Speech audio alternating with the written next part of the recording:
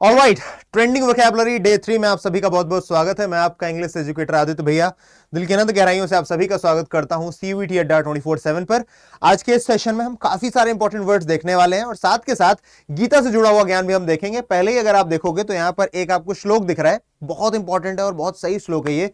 क्रोधात् भवति सम्मोहः सम्मोहात् स्मृति विभ्रमा स्मृति भ्रंशात बुद्धि नाशो बुद्धि नाशात प्रणश्यति। बेसिकली इसमें क्रोध के बारे में बता रहे हैं कि अगर आपके अंदर क्रोध आता है तो कैसे आपका दिमाग बिविल्डर्ड हो जाता है, क्लाउडिंग ऑफ जजमेंट आ जाता है। तो वहीं पर एक वर्ड आया clouding of judgement. What is the meaning of clouding of judgement?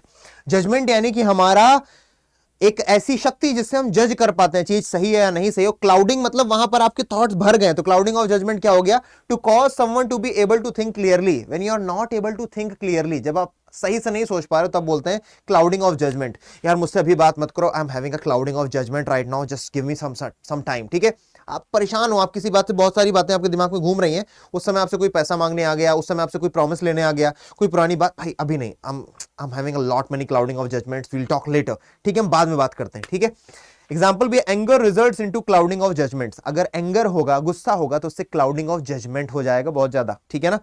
ठीक है, तो ये इसका मतलब भी है। नेक्स्ट है बेविल्डर्ड। बेविल्डर्ड का मतलब क्या होता है? हक्का बक्का रह जाना। ठीक है, जिसको हम बोल देते हैं यार कंफ्यूज्ड एंड अनसर्टेन। यार I don't know what to say, I am bewildered right now. Bewildered का मतलब क्या होता है? पजल्ड होना, कंफ्यूज होना। यार ये सिचुएशन में ना, मतलब मेरे को समझ में नहीं आता यार। मान लो कोई शादीशुदा आदमी, मम्मी और क्या, मान लो मम्मी और पत्नी दोनों लड़ रही हैं।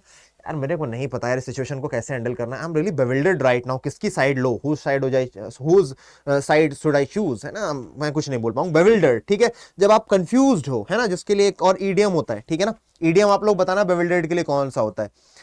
Anger results into clouding of judgement. Anger से आपकी सोचने समझने की क्षमता चली जाती है। Because of that memory bewildered, और उससे जो आपकी मेमोरी बेविल्डर हो जाती है, वो समझ नहीं पाती, कंफ्यूज हो जाती है। ठीक है, अच्छा ये आपको रोज बताता हूं कि अगर आप लोग किसी भी बैच में एनरोल करने जा रहे हो, और अभी आप लोगों को रक्षाबंधन भी आने वाला है, 28 तारीख को एनरोल करना बेटा। तो मैं पहले से ही स्कीम बता दे रहा हूँ। ठीक है, आज 25 तारीख ही है, 25 से 26 तारीख को तुम्हें वीडियो देखने को मिल रहा होगा। 28 को तुम्हारे पास 50% के आसपास डिस्काउंट होगा। मुझसे बात कर लेना, आदि 80 कोड लगा लेना, या तो मेरी ईमेल आईडी पर मुझे मैसेज कर देना aditya.tiwari@adda247.com, या फिर मेरा नंबर चाहिए हो, या फिर मेरी इंस्टाग्राम चाहिए हो, तो मेरा टेलीग्राम ग्रुप ज्वाइन कर लेना, इंग्लिश विद आदित्य भैया। यहाँ पर अपना नंबर, अपना इंस्टाग्राम आईडी सब बता दूंगा, जिससे आप लोग मुझसे कनेक्ट कर सको। ये मत भूलना, आदि 80 ये वो कोड है जिससे तुम्हें मेरी मेंटोरशिप मिलती है पूरे साल भर के लिए। जितनी समस्याएं सब मैं देख रहा हूँ, प्लस हैवी डिस्काउंट। चलिए आगे आते हैं। बेबल, आपने इसको देखा होगा ना, जब वी मेट में, है ना, बहुत बातें करती है। तो बेबल का मतलब क्या होता है? बेबल को याद करने का तरीका भी सिंपल है, बकबक करना, बल करना। ठीक है, तो बेबल का मतलब क्या होता है? अटर मीनिंगलेस साउंड्स। अटर मतलब बोलना, मीनिंगलेस मतलब बिना मतलब। जैसे बच्चे नहीं ऐसे कुछ लोग नहीं फालतू की हरकतें करते पागल बनने वाली, दैट इज बैबलिंग। ठीक है, क्या बैबल कर रहे हो? चुप रहो। जैसे बच्चे बहुत सारी पीछे बात करें, don't babble in front of me. ठीक है, सो सिनोनिम हो जाएगा गैबल, और चैटर एंटोनिम हो जाएगा आर्टिकुलेट, अच्छे से बात करना। Next is abyss. अब ऐश्वर्या राय अगर सलमान खान के सामने आ जाएंगी, अब ऐश, है ना, ऐश्वर्या राय सलमान खान के सामने आ जाएंगे तो क्या होगा? सलमान खान, भाई साहब, ऐश्वर्या राय अगर आ जाएंगी सलमान खान के सामने तो ऐश्वर्या राय को शर्म आएगी ना थोड़ा सा, क्योंकि उनका पहले थोड़ा अफेयर था, ऐसा सुनने में आता है। तो कॉज टू फील शेम, है ना, एम्बेरसमेंट जिसे बोलते हैं, शर्मिंदगी, है ना, ऐसे करके, अरे यार ये क्या ही बोल दिया मैंने, दैट इज अबेस। तो याद रखना, अबेस का मतलब क्या है? कॉज टू फील अशेम्ड या फिर एम्बेरसमेंट जब आप फील करते हो। सिनोनिम हो जाएगा बिलिटिल, किसी को छोटा दिखाना है, तुम्हें क्या ही आता है ना, किसी को डिबेस करना, है ना, उसका बेस ही हटा देना, डिबेस करना यानी किसी को निंदा करना। ठीक है, ईमेल आईडी बता रखा है, ठीक है ना, टेलीग्राम ग्रुप बता रखा है। और हाँ, ये सारी चीजें नोट डाउन करना अपनी कॉपी में। ऐसे लिख करके कुछ नहीं होगा बेटा, मतलब देख करके नहीं होगा, नोट डाउन करो अपनी कॉपी में। ठीक है, अबेट, मम्मी क्या बोलती है बेटा? आप खाना खा लिया, अब चुप हो जाओ, है ना। बच्चे नहीं स्कूल से गुस्से में आते हैं, मम्मी भूख लगी है, तो मम्मी खाना खिला के तो बस हो गया, आप गुस्सा कम कर लो। पैसिफाई करना, रिड्यूस करना, है ना, मेक लेस एक्टिव और इंटेंस, है ना, रिड्यूस कर देना, किसी चीज को लेस एक्टिव बना देना। ठीक है, एबर, ये लड़की को देख लो जरा, है ना, मैं भी करने की कोशिश करता हूं इसके तरीके, हाँ ठीक है। सो एवर का मतलब क्या होता है? किसी से घृणा करना, है ना, एकदम। जैसे भोर सुबह होती है ना, तो सुबह उठने में बड़ी दिक्कत होती है, भोर से घृणा होती है कुछ लोगों को, जिन लोगों को रात भर जगने की आदत होती है। तो इसका मतलब क्या हो जाएगा? हेट करना, लोथ करना, डिसलाइक करना। आई एवर, है ना, हॉरर मूवीज, मुझे तो भैया नफरत है हॉरर मूवीज से, लिटरली मैं नहीं देख पाता, मुझे डर भी लगता है वैसे। ये देखो, ये है अपना Telegram channel English with Aditya भैया। ठीक है, इसको जरूर ज्वाइन करना है। इसको ज्वाइन करने के फायदे तुमको नहीं बताया ना मैंने, बता देता हूँ। फायदे ये है बेटा, रोज आपको एक वोकैब मिलती है जिसका नाम होता है गुड मॉर्निंग वोकैब। जिस तरीके से ये आ रखी है वैसे ही रोज आपको 2 से 3 क्वेश्चंस मिलते हैं, है ना, क्विजेस के फॉर्म में, जिनको आप प्रैक्टिस कर रहे होते हो। रोज आपको मोटिवेशनल कोट वगैरह मिल रही होती हैं जिससे आप लोगों का दिन अच्छा जाए, ठीक है ना। मेरी लाइफस्टाइल जो भी मैं कर रहा हूँ ना, ऑफिस जा रहा हूँ, क्या कर रहा हूँ, तो मैं कभी कभी मैं अपने वो नहीं गोले वाला जो वीडियो मैसेज होता है उसमें भी कुछ ना कुछ बताता रहता हूँ, ग्रामर से रिलेटेड या किसी से रिलेटेड, तो काफी इंपॉर्टेंट रहता है, ठीक है। चलिए, उम्मीद करता हूँ यहाँ तक सभी को क्लियर है, कोई दिक्कत समस्या वाली बात नहीं है, ठीक है। तो ज्वाइन कर लेना यार, है ना। आज भी मैंने वर्ड शेयर किया था, बेहिम्मत। आगे आते हैं जल्दी से। चलिए, ये क्वेश्चन ऑफ द डे है जिसका सभी लोगों को कमेंट सेक्शन में आंसर करना है बेटा। 2 काम जरूर किया करो, और मैं लिटरली बहुत प्राउड फील करता हूं कि मेरे स्टूडेंट आप लोग हो। आप लोग कमेंट में आंसर भी देते हो क्वेश्चंस का, और साथ के साथ आप लोग मुझे ये भी बताते हो कि आपको सेशन कैसा लगा। अच्छा लगता है मुझे देखकर जब आप लिखते हो भैया आप इंग्लिश के बहुत अच्छे टीचर हो, आप बहुत अच्छा पढ़ा रहे हो, आपसे ही वोकैबुलरी समझ में आती है, पेपर निकल जाएगा आपकी मदद से। ये सब चीजें मुझे मोटिवेट करती हैं कि यार 100% देते हैं, ठीक है।